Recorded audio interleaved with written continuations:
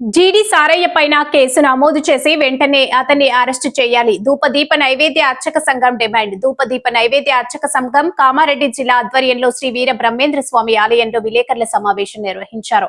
ఈ సందర్భంగా జిల్లా అధ్యక్షులు అంచనప్ప మాట్లాడుతూ నాస్తిక సంఘం అధ్యక్షులు జీడీ సారయ్య చేసిన అనుచిత వ్యాఖ్యలు, బ్రాహ్మణులను కించపరుస్తూ చేసినటువంటి వీడియోలు తక్షణమే తొలగించాలని, హిందూ ధర్మ నిర్వాహకులు అందరికీ పురోహితులకు వెంటనే సోషల్ మీడియా ద్వారా బ్రాహ్మణులకు క్షమాపణ చెప్పాలని డిమాండ్ చేశారు. లేని పక్షంలో పూజారులందరూ కలిసి రాష్ట్ర వ్యాప్తంగా ఏకమై అనేక రకాల చర్యలు తీసుకుంటామని హెచ్చరిస్తున్నామన్నారు.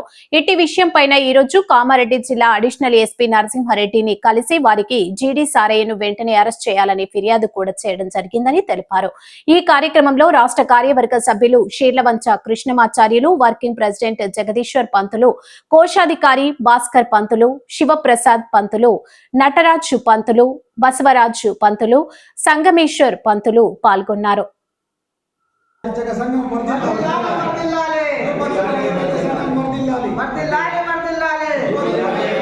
ఈరోజు కామారెడ్డి జిల్లా ధూపదీప నైవేద్య అర్చక సమావేశము ఏర్పాటు చేసుకొని ఈరోజు కామారెడ్డి జిల్లా డిఎస్పీ ఆఫీస్లో ఎస్పీ గారికి కంప్లైంట్ జేడీ సారయ్య గారి మీద కంప్లైంట్ ఇవ్వడం జరిగింది. కంప్లైంట్ ఎందుకు ఇచ్చారంటే మే 16వ తారీఖు 2025 సంవత్సరంలో బ్రాహ్మణులను కించపరిచే విధంగా బ్రాహ్మణుల యొక్క వేషధారణ గురించి, యజ్ఞోపవేత ధారణ గురించి అనుచితంగా వ్యంగ్యంగా మాట్లాడడం అనేది జరిగింది. ప్రతి మనిషి నిత్య జీవితంలో జననం నుంచి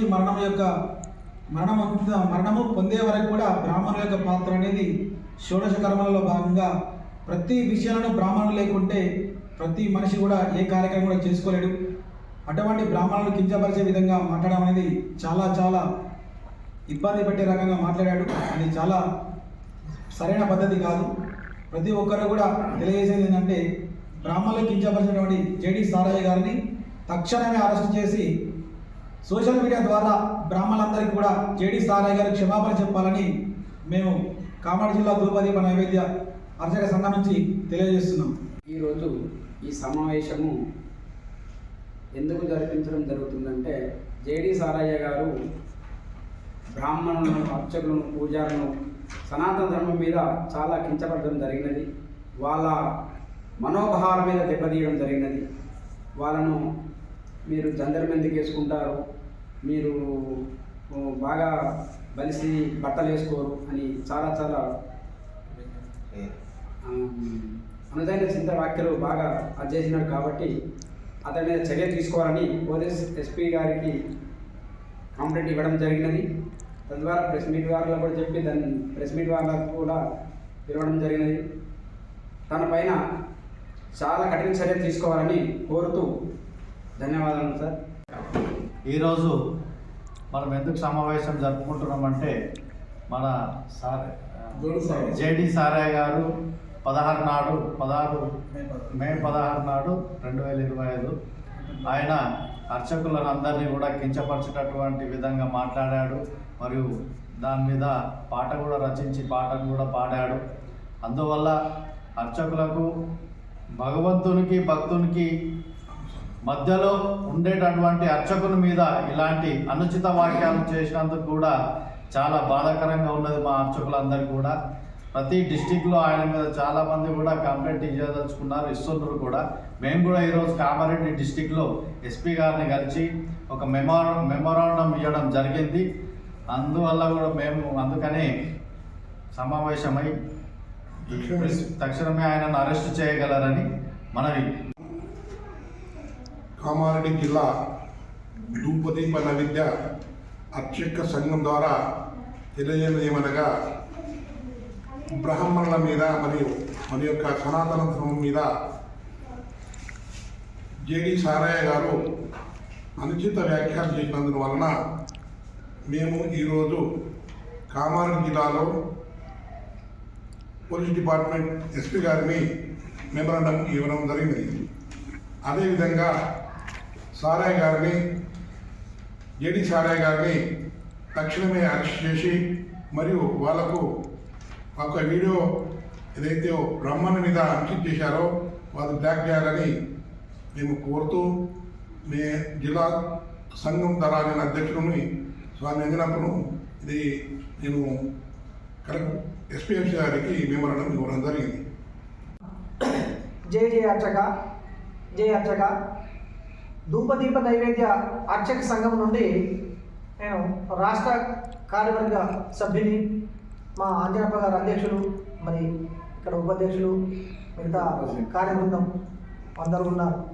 ఏమిటంటే ఈరోజు చేస్తున్నటువంటి కార్యక్రమము అందరిలో కూడా కొంత ఆగమ్య గోచరంగా ఘోషిస్తుంది. ఏమిటయ్యా అంటే మన ధర్మమే, మన హిందూ ధర్మమే, ఈ సనాతన ధర్మమే ఈ భారత హవని నిలబెడుతుంది. భారత హవనిలో ఉన్నటువంటి ఒక సనాతన ధర్మాన్ని రక్షకులు ఎవరయ్యా అంటే బ్రాహ్మణ అని అంటే ఒక కులం కాదు. ఎవరైతే బ్రహ్మ జ్ఞానంతో బ్రాహ్మణ అన్నాడు కనుక ఇక్కడ బ్రాహ్మణ అనే పదముతో ఉపయోగించి మన పదవాక్కులు ఎలా ఉన్నాయంటే గుణపాలతో గుర్చితే ఎద చీల్చుకొని పోయినటువంటి ఆ వాక్కులు విన అసంపుగా ఉన్నాయి. అది ఎవరు చేశారయ్యా అంటే జేడి సారయ్య గారు. మరి ఇది చూడండి, సారయ్య గారు అని చెప్పేసి మీ భాషకి మా భాషకి మరి తేడా చూద్దాం. వాడు అన్నావు సారయ్య గారు, అసలు మీకు ఏంటి సనాతన ధర్మం మీద మీకున్నటువంటి ఒక అభిమానాన్ని చూస్తుంటే ఆశ్చర్యం వేస్తుంది. నిజం సనాతన ధర్మం కోసం పట్టుబట్టిన మేమైనప్పుడు మరి నీకెందుకు వచ్చిన కర్మనయ్యా? మా డ్రెస్సులు ఎందుకు, మా గాయత్రులు ఎందుకు, మా వేషం ఎందుకు, మా భాష నీకెందుకు? ఇంకొక మాట సూటిగా ప్రశ్నిస్తే నువ్వు సనాతన ధర్మాన్ని రక్షించాలి అని ఇండైరెక్ట్గా ఉందా లేదా డైరెక్ట్ ఉంటే మా దగ్గర రా. నువ్వు ఒక మాట అన్నావు, బ్రాహ్మణులు ఎవరి దగ్గరికి రానియరు అని. రెండవది, బ్రాహ్మణులు ఎవరి దగ్గరికి రానియకపోతే నీవురా, నువ్వు వచ్చి చేరు. దొంగతనం చేస్తున్నారు, తింటున్నారు, బలుస్తున్నారు, ఇలా ఈజీ మనీ వస్తుంది అని చెప్తున్నావు కదా. ఎస్, ఆ ఈజీ మనీ నువ్వు సంపాదించడానికి ఎందుకు వస్తలేవు? నువ్వు చేసేది అందుకే అంటారేమో, తను చేసేదేమో మహా మంది చేసేదేమో అదే అనే ఒక భాషలో ఒక మాట ఉంది. అది చెప్పకూడదు, నేను చెప్తలేము. కానీ సారయ్య గారు నీకు ఒకవేళ చేతనైతే జనుద్ధరణ మనుద్ధరణ నువ్వు అనుకుంటే మనుధర్మాన్ని నువ్వు ఆచరించకుండా సరే మనిషి ధర్మాన్ని ఆచరిస్తే ఆచరించడానికి 2-3 పద్ధతులు నేను ఒకటి చెప్తున్నా వినండి. నీకు కావాల్సింది బ్రాహ్మణులు దోసుకు తింటున్నాను కదా, నువ్వు కూడా అట్లా ఈజీ మనీ కోసం రావాలనుంది కదా, రా. ఒక 100 మందిని తీసుకొస్తావా, 1000 మందిని తీసుకొస్తావా? పిల్లల్ని తీసుకొచ్చి మాకు అప్పచెప్పండి. మీ పిల్లల్ని కులంతో పనిలేదయా, నువ్వు తీసుకొచ్చి మాకు అప్పచెప్పు. ₹1 లేకుండా అన్ని పెట్టి వాళ్ళకు 3-4 సంవత్సరాల వరకు కూడా మరి పూజారిని తయారు చేసిస్తాము.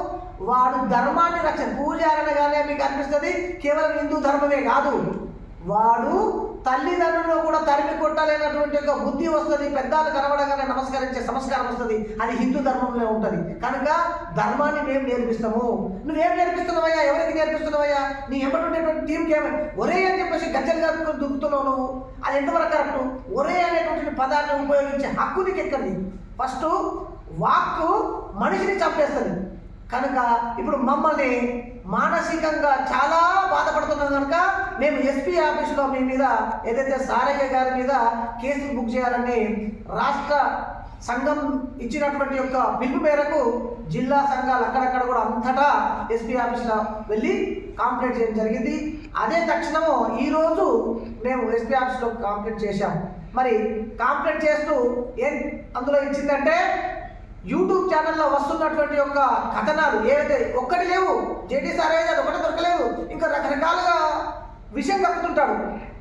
అవన్నీ కూడా తొలగిస్తూ మరి సనాతన ధర్మాన్ని ఎవరైతే నిర్వహిస్తున్నారో వాళ్ళందరికీ కూడా హిందువులందరికీ ఆయన బేషరతుగా క్షమాపణ చెప్పాలి అని అడిగొంటున్నా.